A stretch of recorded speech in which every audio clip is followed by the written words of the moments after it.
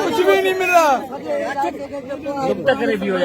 मट पे पालन का 20 इंच साइज का बब उता ओवरफ्लो थी रहा है। अज 8 ॾींहं आया घर में पानी कुछ नेपाल के आसपास जो इलाइक़ो सॼो मामा मुरादल साहब थोरो ये जो अर्ज़ी आहे सॼो इलाइक़ो 300 घर किलो आहे। हिन महिल ताईं चूंडियल नुमाइंदो अची थियो आहे असांजो प्यारो दोस्त कोई नथो अचे इस्लाम जी शेख जो ये अचनि था पर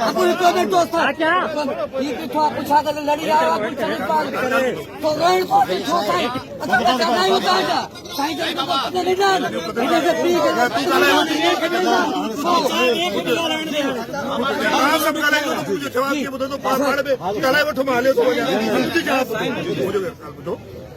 बरसात तमाम घणी पई आहे जिते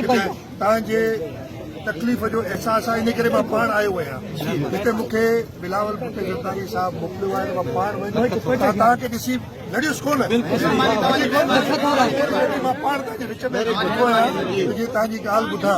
असलाम तव्हां हीअं ई ॾींदो हिन सां गॾु मूंसां गॾु ठहियलो जेकी मदद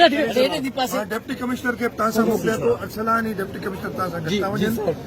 जेकी मदद करे सघूं था जी सर इन असां चेयरमैन आहियूं सर जी सर जी सर जी करे सघूं था असां कंदासीं इन करे ई आयो आहियां असां अरसलान हिते मौजूदु तव्हां ताईं न पहुची सघियो पर छा आहे जो तमामु सॼो सिद्ध मां हाणे जिते तव्हां चवंदो न हिते मां अची तव्हां वटि पहुतो आहियां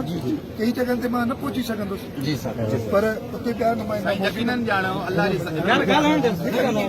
इहो तव्हांजो हल कढणो आहे न को इन करे ई बीठो आहियां न त को फ़ाइदो ई कोन्हे मां तव्हां सां ॻाल्हाए हलियो वञा तव्हां वरी पाण में सो अरसलान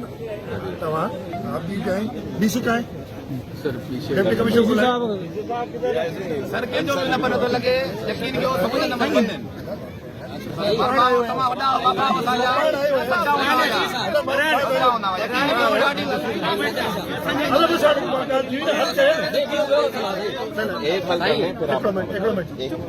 एडमिनिस्ट्रेटर साहब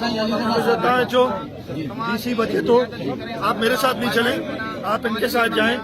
इनका मसला हल करने की कोशिश करें मां पूरी कोशिश कयां तो बाबा मां वरी बि हिननि खां पुछंदुसि हल छा थियो इंशाअल्लाह ताला तव्हां सां गॾु आहियूं